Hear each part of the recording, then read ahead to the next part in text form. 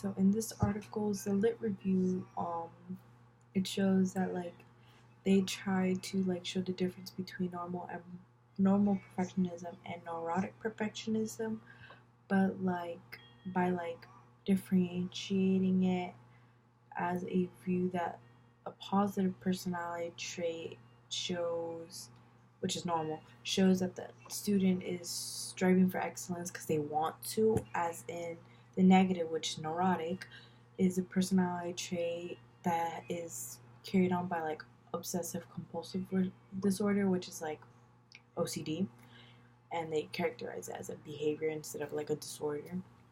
And so they also say in the lit review that, referring to another article, that like he's concluding that neurotic perfectionism is like a stressing type of factor to the individual, and it's a instead of a factor, it's like more of a behavior, and it's important to be known as a behavior, just as a behavior, not as in a way that neurotic perfectionism is a personality trait or psychologically deeply in them. It's just a behavior.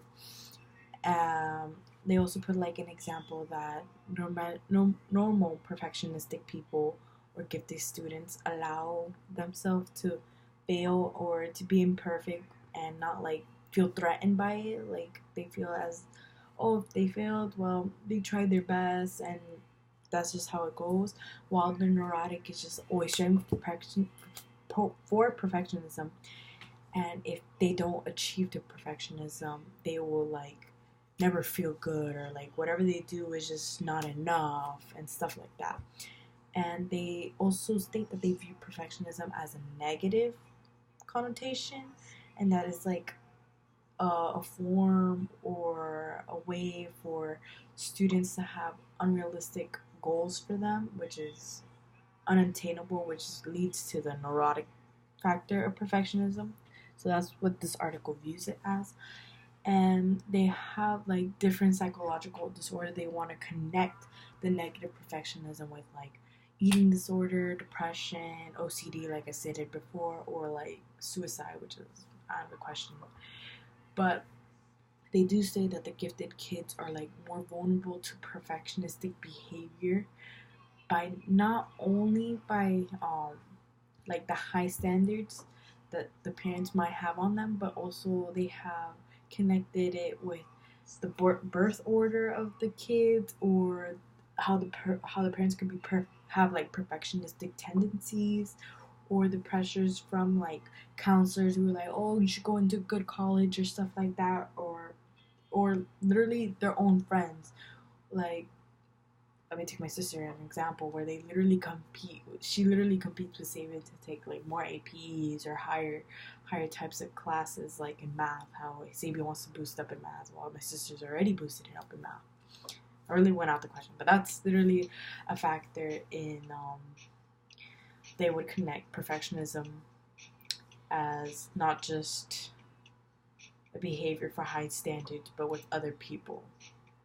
So, sidetrack, perfectionism is like they say is a form to get away from stress for the gifted kids, I guess, and it would like have a really bad source of balance for the development on the kid, as stress is like not good in a sense.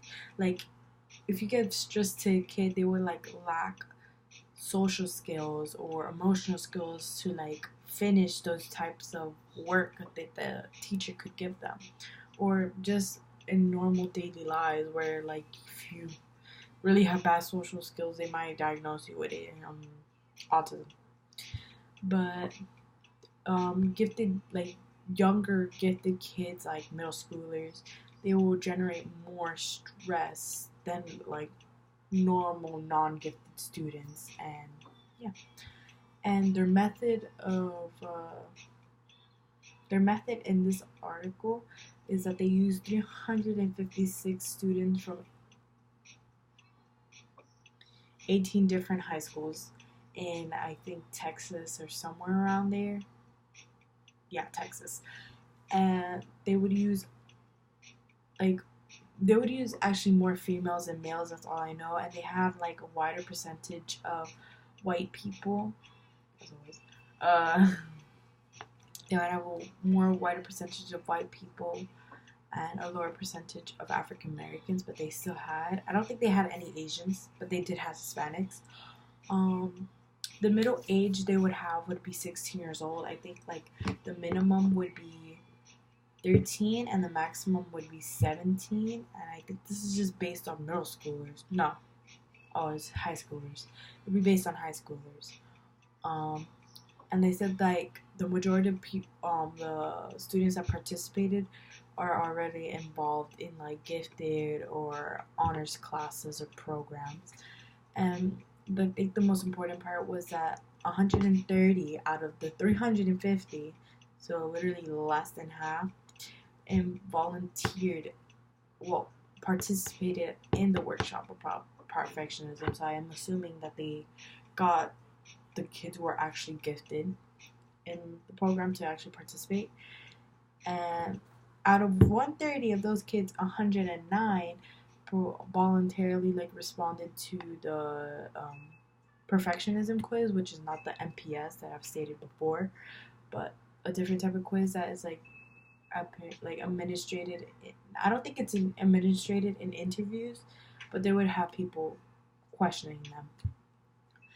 And the perfectionism quiz was used to define perfectionism as a construct, and they give the kids who had higher scores on the perfectionism quiz is hypothesized to be like have like OCD or like negative form of perfectionism, like I stated, like depression, eating disorders, and OCD. Like I said, more serious problems than needed